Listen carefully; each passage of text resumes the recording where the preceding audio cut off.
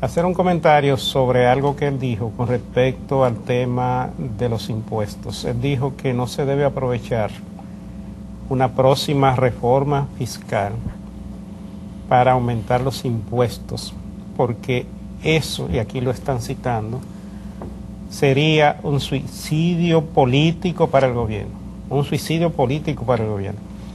Yo pienso que el tema no se debe manejar de esa manera. El tema de los impuestos hay que verlo desde el punto de vista de la competitividad del país y hay que verlo desde el punto de vista de las razones por las cuales unas próximas o unas presentes o futuras autoridades podrían verse en la obligación de hacer una reforma impositiva para aumentar los ingresos del Estado. Y una de esas razones es el resultado de las cuentas fiscales, de las finanzas públicas.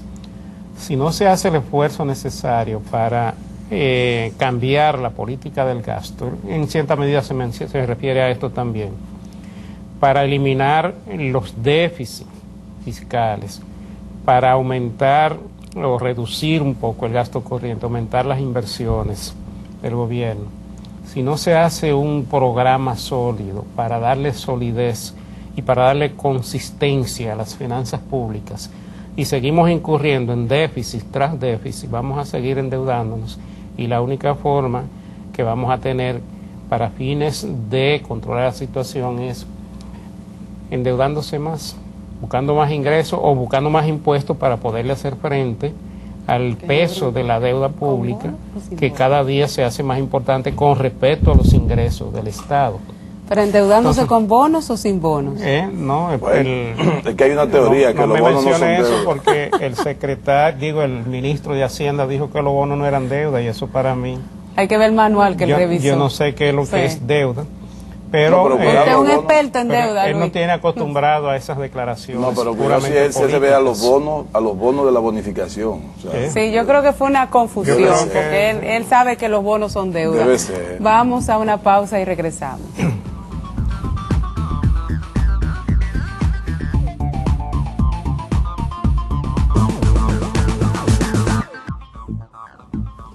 Bien, amigos, continuamos con nuestro comentario del día. Rosana me interrumpió cuando yo estaba hablando para preguntarme si los bonos eran deuda o no eran deuda, porque de acuerdo con el secretario, el ministro... Eso es una soberana pregunta, esos bonos no aumentan la deuda del gobierno y eso es la primera vez que vemos eso en el lenguaje de la deuda externa.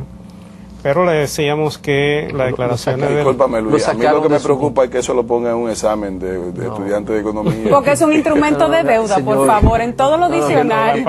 Y que esos estudiantes de economía entiendan que se no queman. es una deuda. Yo entiendo que un funcionario del gobierno... Yo creo que lo han sacado de su contexto. Sí, tal vez, porque yo entiendo que su declaración fue de que eso no iba a aumentar la deuda por encima de lo que está contemplado en el presupuesto.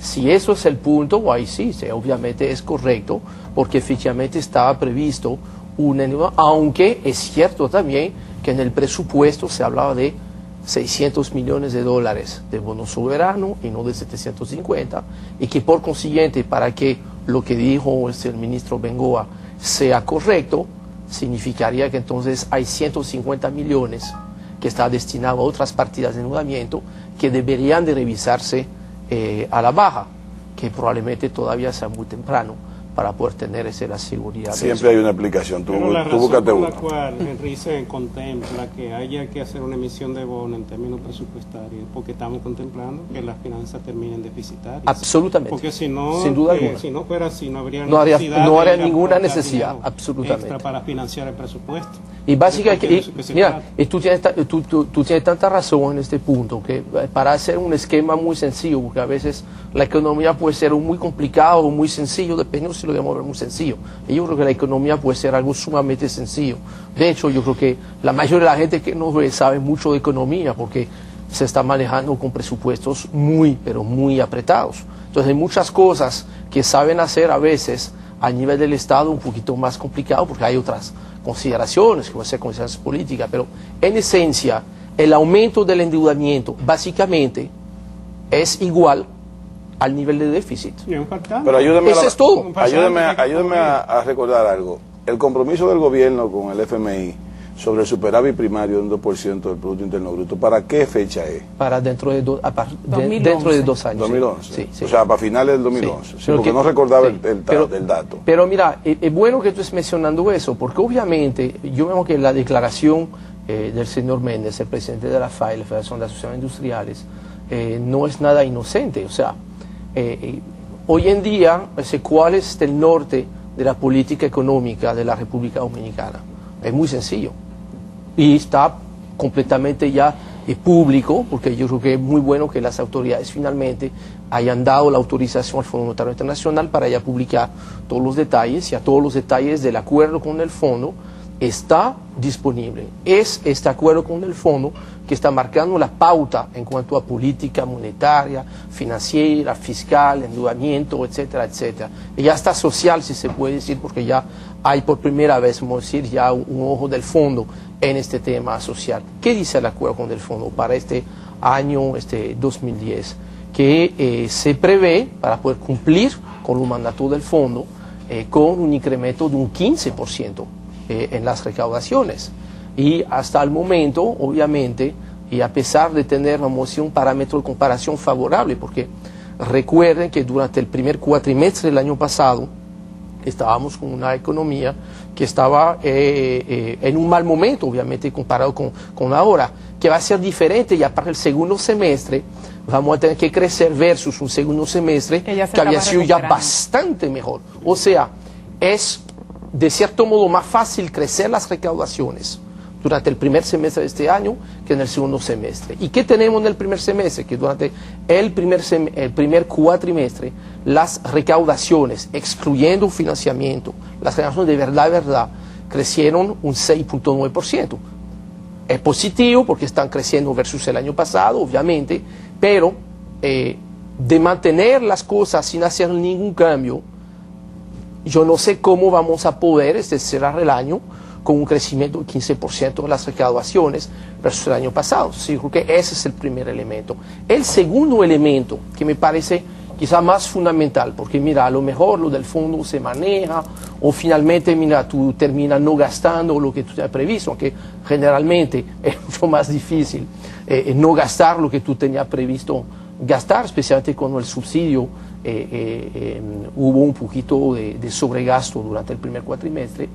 Es la Estrategia Nacional de Desarrollo. ¿Qué es esta Estrategia Nacional de Desarrollo? Es este documento que se va a presentar el 16 de agosto por parte del Presidente de la República, va a introducir en el nuevo Congreso, cuando ya se reúna por primera vez, lo que es la visión país, la visión sobre la cual ya mucha gente todos los días se está reuniendo para trabajar y aportar una respuesta conjuntamente con la primera propuesta que fue preparada por el Ministerio de Economía. Un trabajo excelente, dicho de paso. Ahora, hay un pequeño dato en todo eso. Yo recuerdo una reunión en el Consejo Económico y Social donde dije, yo entiendo que mira, fabuloso, todo el mundo está de acuerdo, ahora no hay almuerzo gratis y no hay Estrategia Nacional de Desarrollo gratis, alguien tiene que pagar. Y yo creo que cuando ya pasamos a la segunda fase de la discusión, todos que estamos alrededor de la mesa ya vamos a empezar a pelearnos, ya no vamos a estar de acuerdo, porque vamos a tener que establecer quién paga qué y cómo lo va a pagar. Y uno de los puntos fundamentales de esta Estrategia Nacional de Desarrollo, yo no estoy diciendo con eso que yo esté en contra o que eso esté mal, pero un hecho de la vida real. En esta proyección se contempla como parte fundamental de la Estrategia Nacional de Desarrollo que la presión fiscal, o sea, el total de los ingresos en comparación con el PIB, suba de los más o menos 14% del día de hoy a 24%, 14 a 24%, que obviamente, y es interesante la reflexión que nos tenemos todos que hacer, que dice que básicamente con una presión fiscal debajo del 20% no hay posibilidad de desarrollar el desarrollo, de crear el desarrollo, pero del otro lado, desde nuestra perspectiva de hoy, viviendo todos aquí en la República Dominicana, pero caramba,